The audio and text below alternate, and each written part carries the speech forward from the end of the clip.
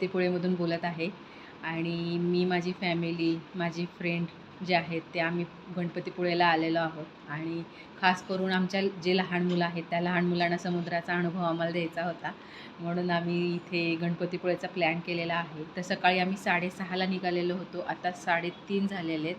आमचं जेवण वगैरे झालं आणि निवांत मस्त एन्जॉय करत आम्ही इथे आलेलो आहोत. पुण्यावरून गणपतीपुळे खूप म्हणजे खूप मजा आली आणि रस्ताही खूप छान होता.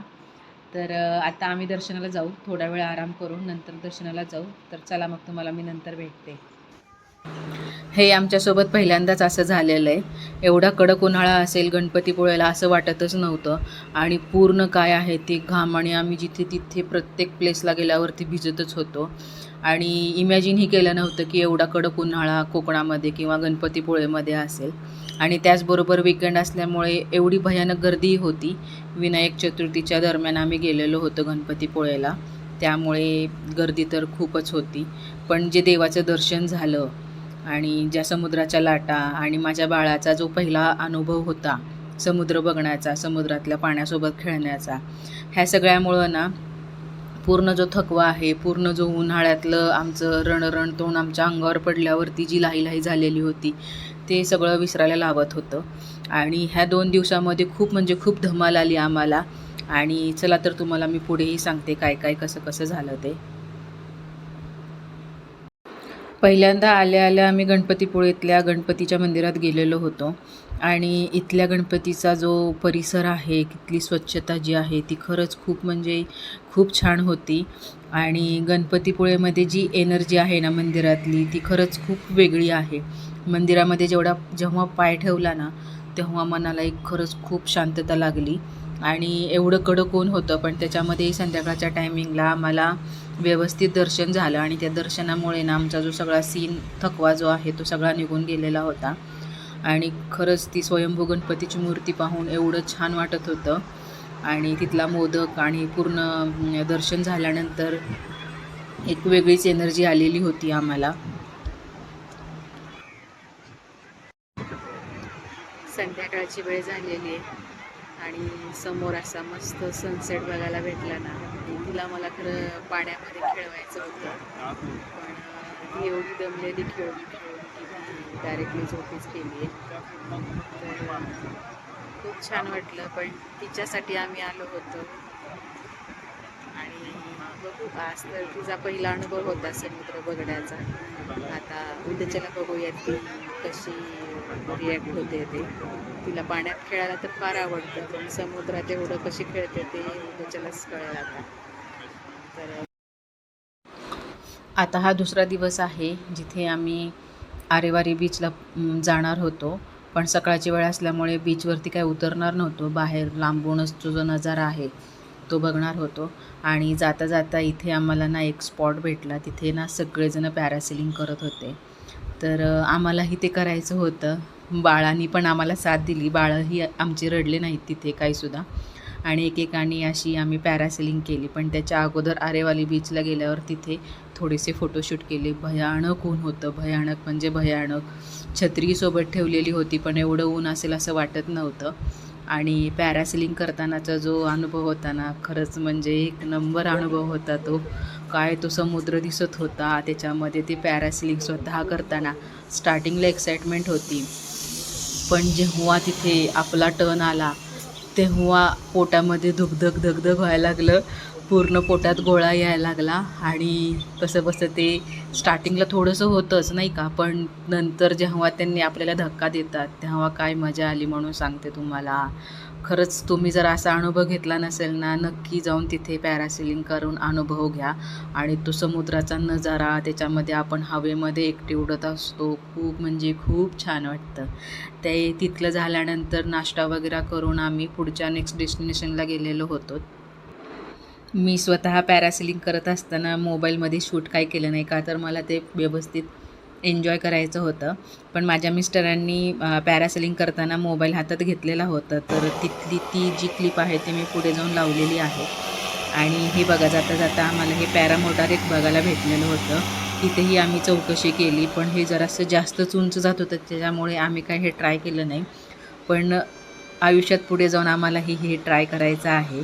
आत्ता फर्स्ट टाईमच पाहिलेलं होतं, त्याच्यामुळे सगळी माहिती वगैरे विचारून घेतली आणि इथून पुढची जी ट्रिप असेल कोकणातली तिथे गेल्यावर हे मात्र आम्ही नक्की करणार आहोत. ह्याचाही अनुभव घ्यायचा आहे आणि खूप छान वाटत होतं असे वेगवेगळे ॲडव्हेंचर्स करताना. थोडीशी मनामध्ये भीती असते, पण जेव्हा ते प्रत्यक्षात आपण करतो ना, तेव्हा ती अनुभव खरंच खूप वेगळा असतो. तो शब्दात सांगताच येत नाही आणि जे करतं ना त्याला खरंच म्हणजे खूपच छान वाटत असणार आहे.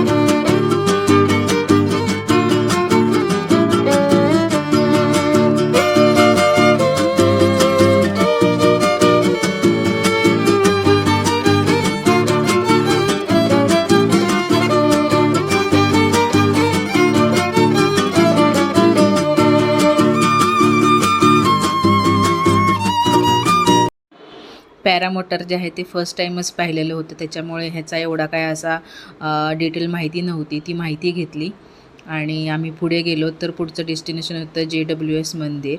तर हे मंदिर जे आहे ते मंदिर खरंच म्हणजे इथली स्वच्छता पाहून ना मन खूप भारावून गेलं.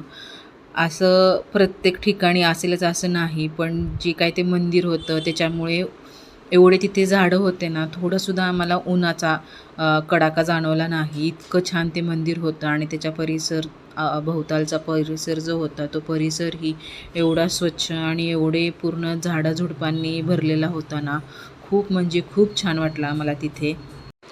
इथं जे लोक काम करतात त्या कामगार लोकांनी इथला परिसर आणि ही जी झाडांची हिरवळ आहे ती खरंच खूप छान मेंटेन करून ठेवलेली आहे. त्यांच्या कामाचं खरंच कौतुक करण्यासारखं आहे आणि खूप म्हणजे खूप छान वाटत होतं. हा परिसर तुम्ही बघत असाल. ऊन होतं थोडंसं, पण असं काही आम्हाला जाणवलं नाही का, तर जिथे तिथं पूर्ण हिरवळच होती त्याच्यामुळे. आणि असे वेगवेगळे शॉर्ट्समधून तुम्हाला दाखवलेलं आहे. तुम्ही अजून ह्या प्लेसला व्हिजिट केलं नसेल तर नक्की व्हिजिट करा. आणि एवढ्या उन्हामध्येही इथे थंडावा जाणवत होता ना, खरंच खूप छान वाटलं. त्याच्यामुळेच आम्ही भरपूर वेळ इथं निवांत अशा टाईम स्पेंड केला. मी हे मंदिर फर्स्ट टाईमच पाहिलं होतं आणि ह्या मंदिराचं नाव फर्स्ट टाईमच ऐकलेलं होतं. गणपतीपुळे म्हणलं की आपण फक्त गणपतीपुळेचा जो स्वयंभू गणपतीची मूर्ती आहे तीच आपल्याला दिसते पिक्चरमध्ये दाखवल्यासारखं. पण हा परिसर जो आहे, हे मंदिर जे आहे गणपतीचं, ते खरंच खूप म्हणजे खूप छान आहे. हेही तुम्ही नक्की बघायला या. तुम्हाला एक गोष्ट मी आवर्जून सांगेल, जर मार्च महिन्यामध्ये कसं असतं, मार्च आणि एप्रिलमध्ये भरपूर तुम्हालाही माहिती आहे कोकणात खूप उकाडा असतो आणि दुपारी बाहेर पडणं हे फार अवघड होतं आहे. त्यामुळं उन्हाळ्यात शक्यतो बघा तुम्हाला यायचं आहे का नाही, पण जरी आलात तरी सकाळी लवकर आणि संध्याकाळी जास्त करून फिरायला जायचं. दुपारची वेळ टाळायची. आणि उन्हाळ्यामध्ये सगळ्यांचे पेपर झाल्यामुळे गर्दी तर खूप असतेच, पण सनस्क्रीन, टोपी अशा ज्या बेसिक गोष्टी आहेत त्या तुम्ही तुमच्यासोबत ठेवा. त्याच्यामुळे तुम्हाला कोकणात आल्यावरतीही उन्हाळा जाणवणार नाही. इथं दिसत असेल तुम्हाला गवतामध्ये स्वस्तिक, ओम असे काढलेलं होतं आणि खूप म्हणजे खूप छान हिरवळ होती इथे. पुढे जाऊन तुम्हाला कर्दळीही दिसेल. एवढी छान कर्दळी आली होती ना, एवढी लुसलुशीत मस्त कर्दळी. उन्हाळ्यामध्ये खरंच इथले जे काम करणारे लोक आहेत त्यांनी खूप छान असं मेंटेन केलेलं आहे आणि ती कर्दळी पाहून तर मोह आवरेना. खूप छान वाटत होतं. वेगवेगळ्या फुलांची झाडं होती आणि त्याच्यामध्ये मेन म्हणजे कर्दळी आणि मोगरा. मोगरा तर एवढा छान फुललेला होतं, एक पानसुद्धा असं दिसत नव्हतं जिथे मोगरा असा नाही. एवढं गच्च भरला होता फुलांनी मोगरा. खूप छान वाटत होतं. आणि मस्त असा छोटासा तलाव, त्याच्यामध्ये जे मासे होते त्यांना आम्ही विसरलो खायला आणायचं. आम्हाला कल्पना नव्हती की इथं असे मासे वगैरे काहीतरी असतील. आणि उन्हाळ्यामध्ये सहसा प्राण्यांची चांगलीच काळजी घेतली पाहिजे त्याच्या हिशोबानेच विचार केला. अगोदर माहीत असलं असतं तर ह्यांना चुरमुरे वगैरे काहीतरी माशांसाठी घेऊन आलो असतो आम्ही. आणि तुम्हीही जर कुठे तुम्हाला प्राणी वगैरे पक्षी भेटले तर तिथे त्यांना पाणी खायला एखादा बिस्किट पुडा वगैरे असं काहीतरी तुम्ही घेऊन जावा सोबत, म्हणजे त्यांचीही उन्हाळ्यामध्ये गैरसोय होणार नाही.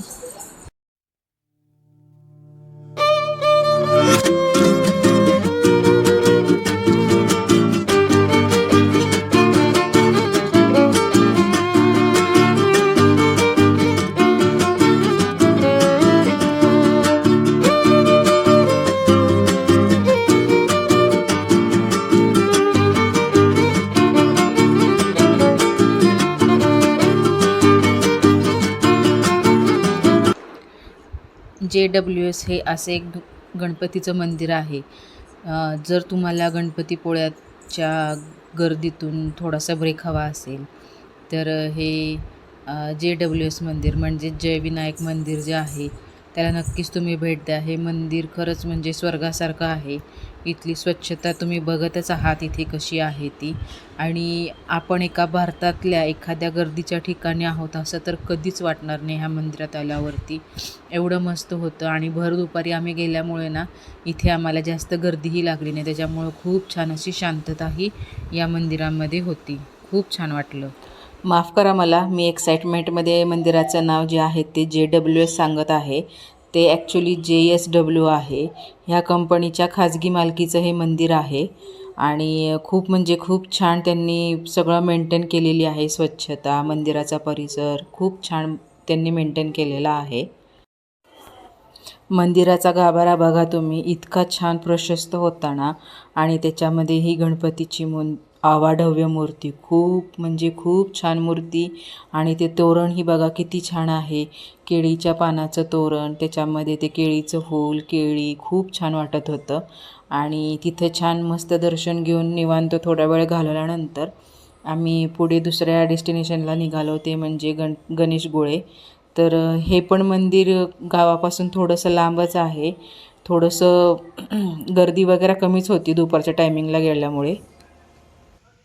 आता मी आलेली आहे गणपतीच्या मंदिरामध्ये. ऊन भरपूर आहे, दुपारचं झालेलं आहे. तर तुम्हाला सीन दाखवते. हे मंदिर जे आहे ते रत्नागिरीमध्ये मंदिर आहे. चला. मंदिराचं प्रवेशद्वार जे आहे ते पुढच्या साईडने होतं आणि आम्ही गाडी ह्या साईडला लावल्यामुळे ह्या मागच्या रस्त्याने आम्ही आतमध्ये मंदिरात प्रवेश केला. आणि प्रवेश करताना साईडला तिथं एवढ्या मोठ्या प्लॅस्टिकच्या बाटल्या, ते पर्यटक लोकांनी असं करायला नको आहे. आपण जिथे जातो तिथली जागा व्यवस्थित घरच्यासारखी ठेवली पाहिजे. तर ते बघून खूप मनाला वाईट वाटलं. आणि मंदिराच्या इथेही बघा गाभारा इतका छान मस्त प्रशस्त होता आणि इथे ऊन म्हणून काहीसुद्धा जाणवलं नाही. आणि इथे तुळस, गणपतीच्या मंदिरात पहिल्यांदाच मी तुळस पाहिलेली आहे. छान उंदीर मामा आणि मस्त असं दर्शन घेतलं आम्ही इथे आणि थोड्या वेळ इथेही शांत निवांत टाईम स्पेंड केला. हे ठिकाण ओळखीचं नव्हतं, कधीच ह्या ठिकाणाबद्दल माहीत नव्हतं. पण प्रत्यक्षात हे मंदिर पाहिल्यावरती आणि इथला परिसर पाहिल्यावरती खरंच खूप छान वाटलं. आणि मेन म्हणजे शांतता खूप चांगली होती. दुपारचा टाईम होता आणि हा बघा मंदिराचा गाभारा, गणपतीची मूर्ती आणि मस्त इथंही आम्ही छान दर्शन घेतलं, थोडे फोटोशूट केले. आम्ही फक्त 2 दिवसचाच प्लॅन केलेला होता. असं कुठं बाहेर जायचं म्हणलं की सुट्ट्याही मेन भेटायला पाहिजेत आपल्याला. पण असे ठिकाणं जर वेगवेगळे आपल्याला एक्सप्लोअर करायचे असतील तर 4-5 दिवसाची तरी सुट्टी आपल्याला हवीच आहे. आणि बघा ना, ह्या पूर्ण उन्हाळ्यामध्ये आमची ही कोकणवारी खूप काही छान चांगल्या गोष्टी आम्हाला शिकवून गेले. आणि त्याच्यामध्ये देवबाप्पाचं छान दर्शन आणि निळाशार समुद्रामुळं आमचं मन खूप तृप्त झालं. तर खूप म्हणजे खूप छान वाटलं. असा थोडासा आपल्याला ब्रेक हवा असतो. चला तर भेटूयात नवीन एका व्लॉगमध्ये. पुढे जाऊन पॅरासेलिंगची छोटीशी क्लिप ही ॲड केलेली आहे. व्हिडिओ पाहिल्याबद्दल धन्यवाद.